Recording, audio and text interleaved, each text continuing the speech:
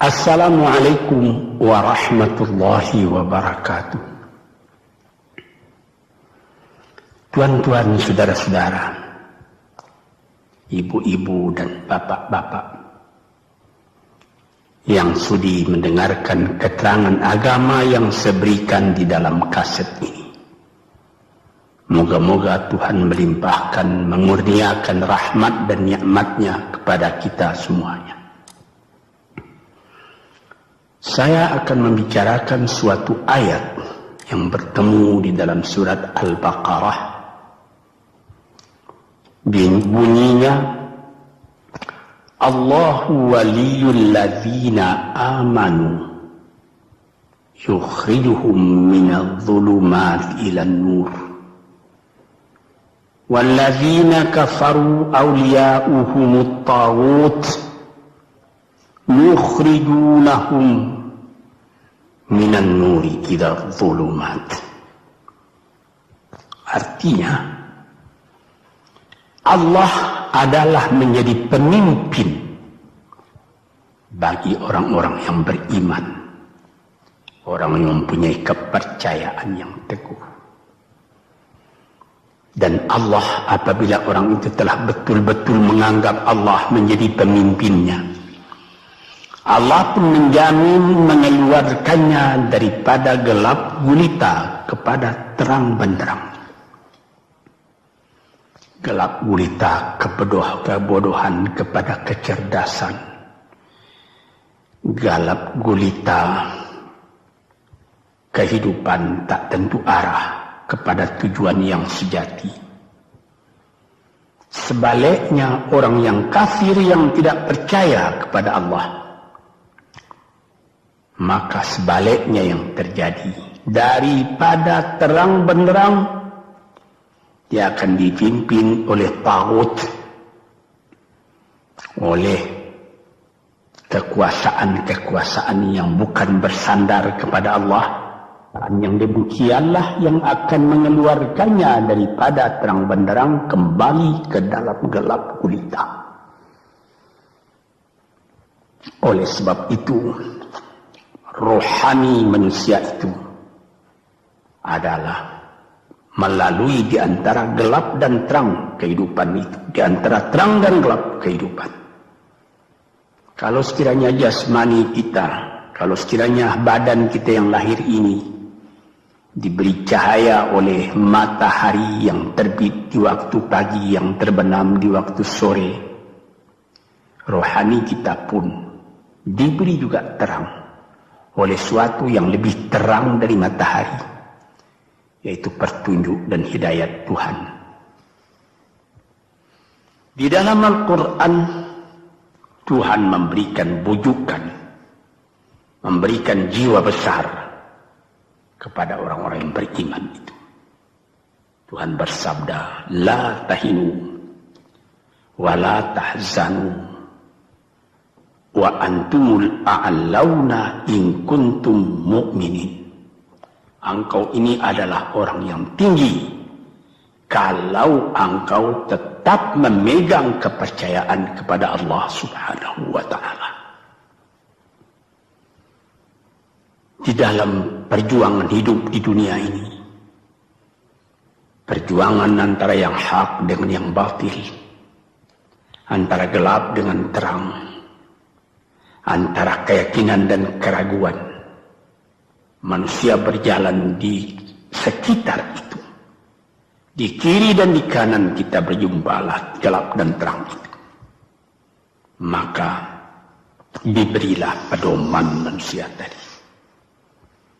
Apa pedoman? Walaupun bagaimana hebatnya, geloranya, tofannya, alim bubunya, ombaknya dan gelombangnya kehidupan itu, manusia mesti teguh berpegang kepada iman. Sebab kehidupan di dunia itu menurut peraturannya ialah tidak ada yang tetap. Yang tetap itu ialah berubah. Berubah itulah ketetapan yang ada dalam dunia. Panas sangat terik, benar, nanti akan hujan. Hujan sangat lebat, benar, nanti akan panas. Di suatu tempat terjadi hujan yang lebat, berhari-hari timbul banjir. Ya, banjir itu tidak tiap hari, nanti dia kering lagi. Di laut pun demikian pula. Ada pasang naik, tergenang ke atas. Besok pagi air itu sudah kering lagi, surut pasang. Begitulah kehidupan di dunia itu. Itu harus kita yakini supaya kita jangan terombang-ambing dalam kehidupan itu. Kalau kita sudah mulai terombang-ambing, tahu-tahu walaupun bagaimana terangnya hari gelap timbul dalam jiwa kita sendiri. Walaupun panas terik, kita berhujan. Hujan oleh keringat kita sendiri. Jadi yang penting di sini menjaga hati. Sampai Rasulullah Nabi kita Muhammad SAW, inna fil jasadi mudghatan, di dalam tubuh manusia itu ada suatu bekuan darah. Idza salahat salahal jasadu kulluhu wa idza fasadat fasadal jasadu kulluhu. Kalau ini segumpal daging baik, seluruh badan jadi baik. Kalau dia rusak, seluruh badan jadi rusak. Apakah itu? Hati. Hati. Kendali terletak dalam hati kita. Hati artinya penuh. Bukan saja berarti pada daging, tapi pada hati dari hati, isi dari hati, atau juga akal kita. Sebab itu, maka kalau satu waktu saya pernah mengajarkan doa yang mengandung 8 sifat-sifat lemah menghilangkan kemerdekaan manusia, hari ini saya pun akan mengajarkan doa yang diajarkan juga oleh Nabi. Bagaimana menjaga hati tadi. Di situ dalam doa itu ada tersebut 4 perkara. Apa disebut? Allahumma inni a'udzubika min qalbin la yakhsha'u wa min ilmin la yanfa'u wa min nafsin la tashba'u wa min du'a illa yusma'u. Jadi 4 perkara. Yang pertama, Allahumma inni a'udzubika min qalbin la yakhsha. Aku sangat berlindung kepada Engkau ya Allah, janganlah sampai terjadi hati saya itu tidak khusyuk lagi. Ini bahaya ini. Mulai bahaya mengancam kepada manusia. Kalau hatinya tidak khusyuk lagi, hati khusyuk yaitu hati itu tentu jelas tujuannya kepada Allah. Allah menjadi pegangannya. Allah menjadi bentengnya. Allah menjadi ingatannya. Allah menjadi tujuannya. Dan kepada Allah dia kalau sembahyang menghadapkan diri, menghadapkan hati, maka permohonan kita yang pertama kepada Tuhan, ya Tuhanku, janganlah sampai hati saya ini tidak khusyuk lagi. Sebagai orang Islam, kita sembahyang 5 waktu.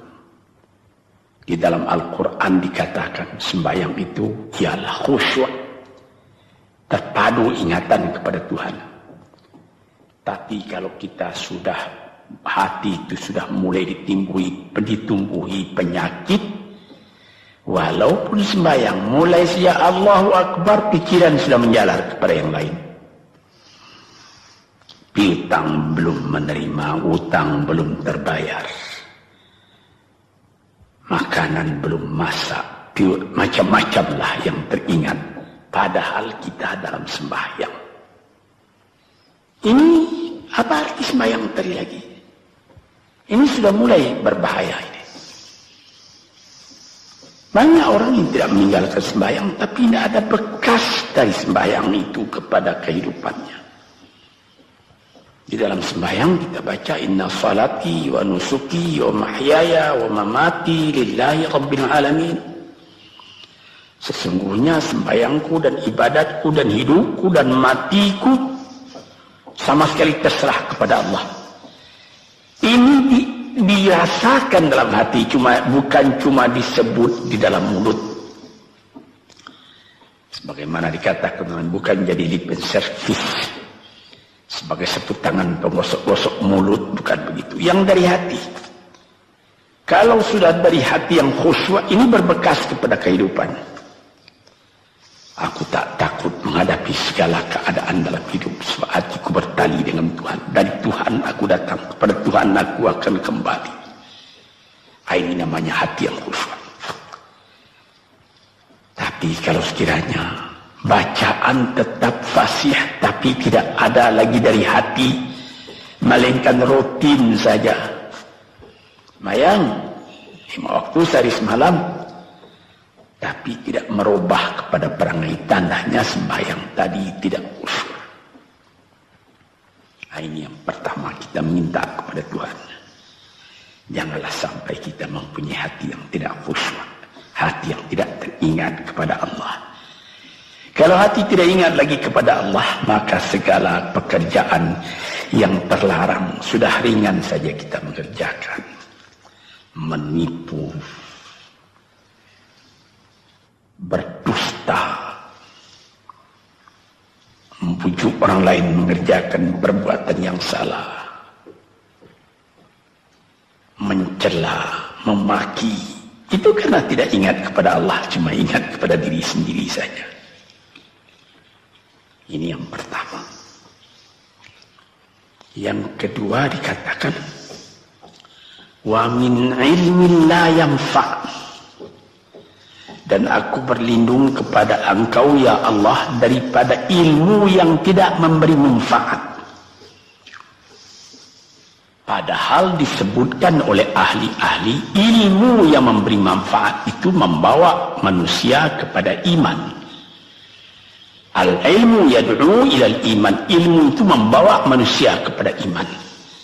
Sekarang sudah ilmu banyak, tapi tidak membawa kepada iman, melainkan membawa kepada celaka. Sudah maju kepandaian orang, ilmu, pengetahuan orang, teknologi orang, sains orang, knowledge orang, dan segala macamnya. Tapi tidak ada manfaatnya kepada manusia. Cuma bahaya karena ilmu tadi yang datang kepada manusia. Sebagaimana ilmu manusia di abad ke-20 yang sangat penting, yaitu tentang tenaga atom. Maka timbullah bom atom, bom hidrogen, nuklir, sehingga manusia diancam sekarang ini oleh bahaya atom itu di mana-mana. Apabila kita lihat di televisi bagaimana mengadakan demonstrasi di Australia, di Jerman Barat, di tempat-tempat yang lain, melihat bagaimana bahaya atom itu kalau terjadi perang dunia yang ketiga. Ya Rabbi ya Karim, bom atom yang jatuh di Hiroshima itu belum ada artinya dibandingkan dengan bom yang sekarang, yang sedang disimpan oleh kerajaan-kerajaan, oleh negara-negara besar untuk menghancurkan. Ini ilmu ini. Tetapi ilmu yang membawa bahaya, bukan saja tidak memberi manfaat, bahkan memberi bahaya. Di sini terasa oleh kita bahwa ilmu yang ada itu pun mesti dikembalikan atau dikendalikan oleh iman. Kalau tidak, maka nyawa manusia ini akan dipandang sebagai sampah saja. Dijatuhkan satu bom hidrogen ke dalam kota Jakarta ini, na'udzubillah min dzalik, umpamanya dimasukkan ke kota Jakarta ini, satu bom hidrogen saja itu sudah habis penduduk Jakarta yang lebih dari 5 juta ini. La haula wala quwata illa billah. Ini minta kepada Tuhan, ya Allah, majulah ilmu manusia, majulah teknologi manusia, tetapi jangan hendaknya kemajuan itu membawa kepada bahaya. Jangan ilmu pengetahuan itu membawa kepada yang tidak memberi manfaat. Nah, ini doa yang kedua kepada Allah Tuhan sarwa sekalian alam. Yang ketiga disebut lagi, wa min nafsin la tashba'u, dan aku berlindung kepada Allah daripada nafsu, daripada diri, daripada ego, daripada tiap-tiap masing-masing diri ini yang tidak merasa kenyang. Ini juga bahaya besar. Inilah yang menimbulkan penjajahan di dunia. Inilah yang menimbulkan, disebut dalam bahasa Arab, al-ghazwul fikri, penjajahan. Sesudah Perang Dunia Kedua sudah banyak negeri-negeri yang merdeka, tetapi sekarang timbul lagi penjajahan baru. Apa? Penjajahan fikiran. Sehingga bangsa yang merdeka tadi tidak merdeka lagi fikirannya. Dia merdeka di dalam meniru kepada bangsa yang lebih kuat. Itu namanya terjajah juga. Jadi tuan-tuan yang terhormat, apa pangkalnya ini? Daripada nafsu serakah manusia. Nafsu serakah manusia sebagaimana tersebut di dalam hadis. Lau kana libni adama wadiyani min dhahabin labtagha salisan wa ma yamla'u jawf ibni adama illa turab. Kalau manusia itu mendapat suatu lembah yang penuh dengan kekayaan emas, suatu lembah, dia ingin supaya mendapat satu lembah lagi yang penuh juga dengan emas.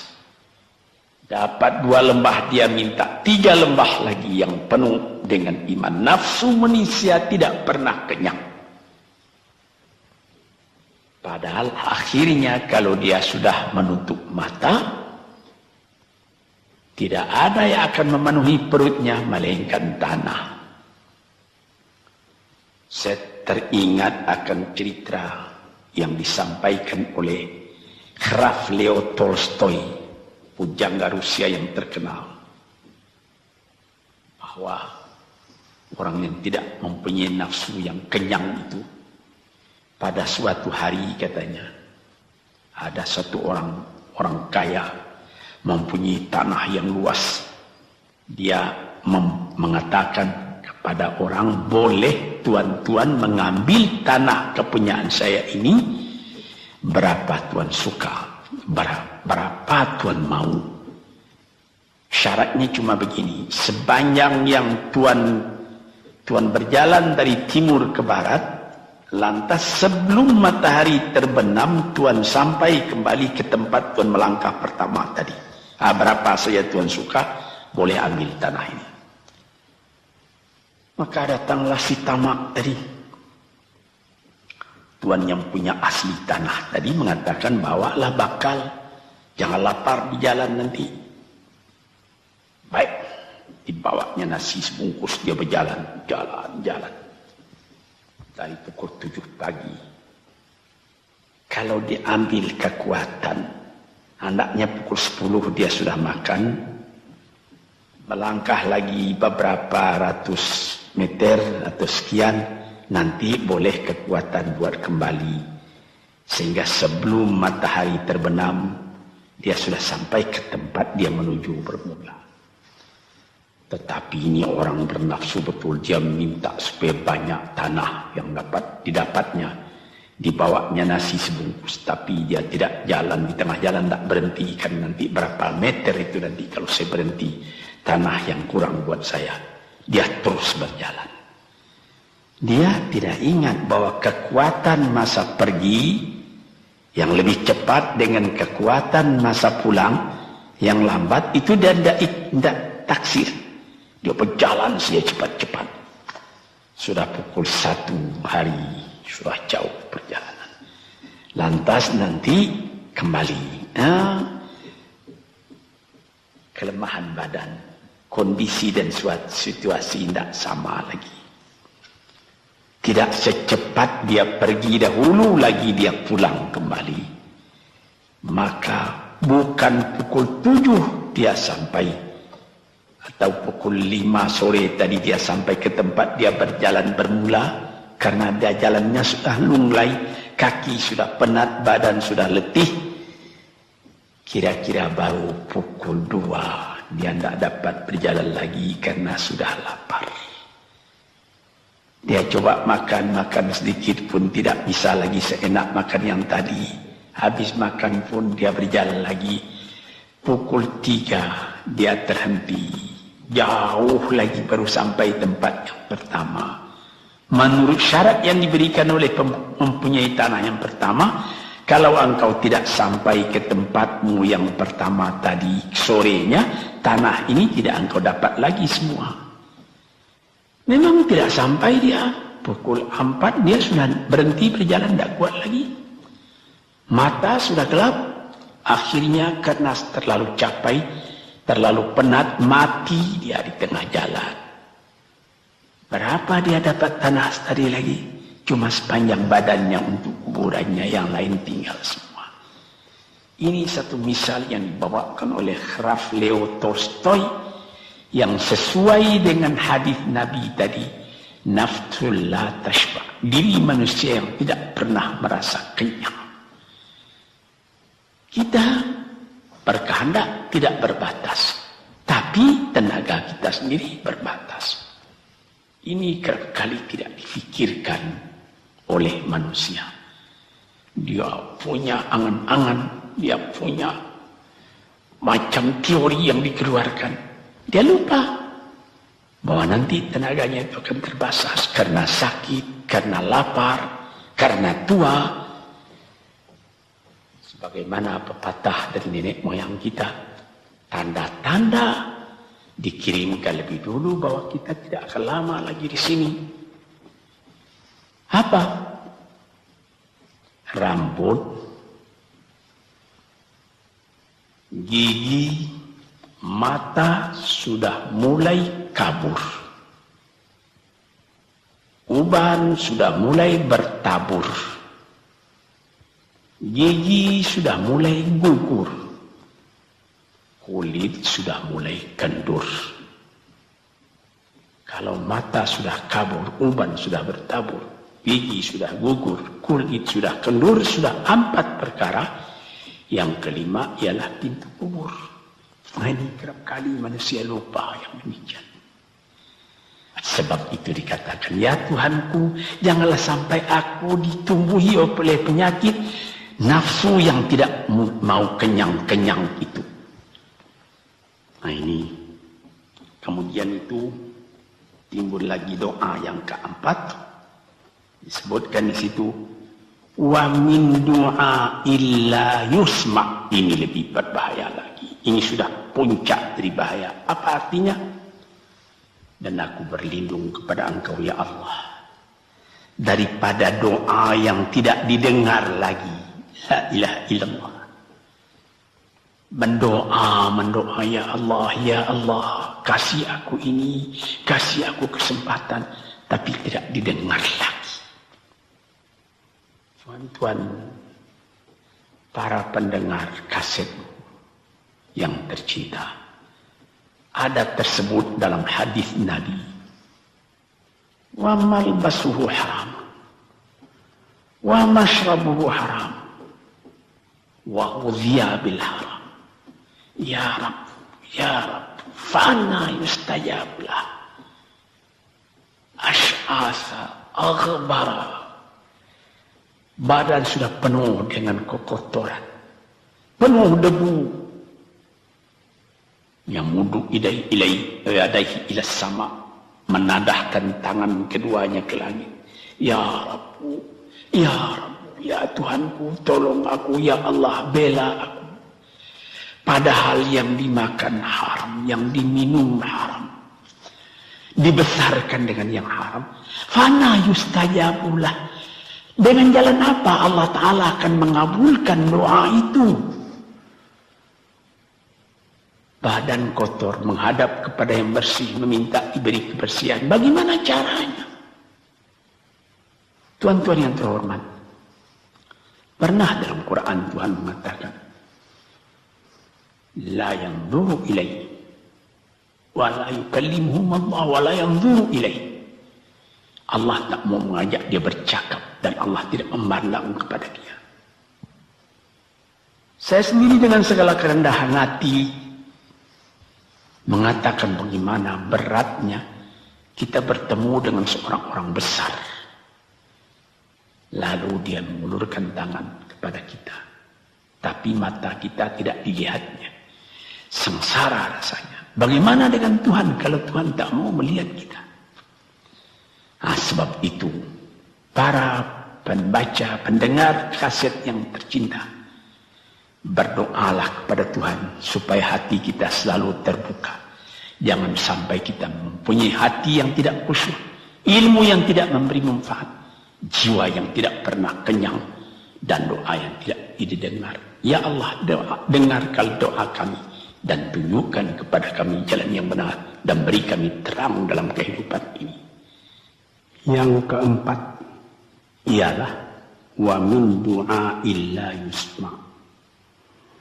Dan aku berlindung kepada Engkau ya Allah, jangan sampai doaku tidak terdengar, tidak didengar oleh Tuhan. Sebagaimana kita tahu, doa itu adalah mukhul ibadah, tulang sumsum daripada ibadat kita sendiri kepada Tuhan. Segala perbuatan kita patrikan dengan doa, dengan harapan mudah-mudahan diizinkan oleh Allah.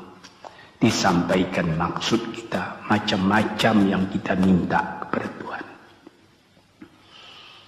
Tapi kalau doa itu sudah tak diperdulikan lagi oleh Tuhan, apa celaka kita, apa daya kita, apa upaya kita? Di sini kita melihat apa sebab maka doa tidak didengar oleh Tuhan, tidak diperkenankan oleh Tuhan. Tentu saja bukan dari salah Tuhan, melainkan dari salah kita sendiri. Di dalam Al-Quran dikatakan, iyyaka na'budu wa iyyaka nasta'in. Al-Fatihah tersebut, kepada Engkaulah kami menyembah ya Allah, dan kepada Engkau kami minta tolong. Tapi dengan tidak sadar, kerap kali kita berbuat terbalik. Iyyaka nasta'in wa iyyaka na'budu, kepada Engkau kami minta tolong, lalu kepada Engkau kami menyembah. Minta tolong dulu baru menyembah. Minta tolong banyak-banyak tapi terima kasih tidak ada.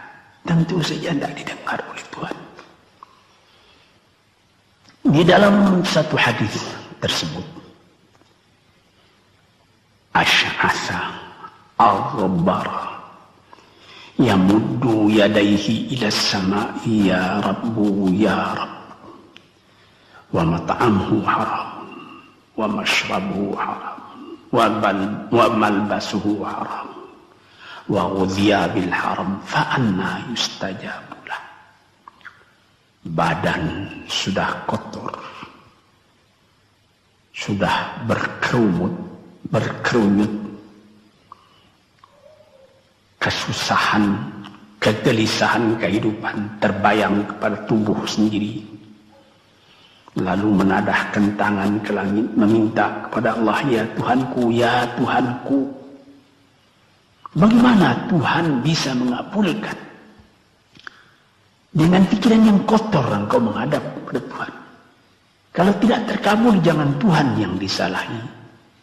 Hatimu sendirilah salahi. Apa yang kau perbuat dalam kehidupan ini? Di mana terdesak engkau ingat kepada Tuhan. Di zaman kesenangan engkau lupakan Tuhan. Di dalam mendapat percobaan engkau merengek mengadu kepada Tuhan. Jiwa yang seperti ini janganlah sampai timbul pada diri kita sendiri.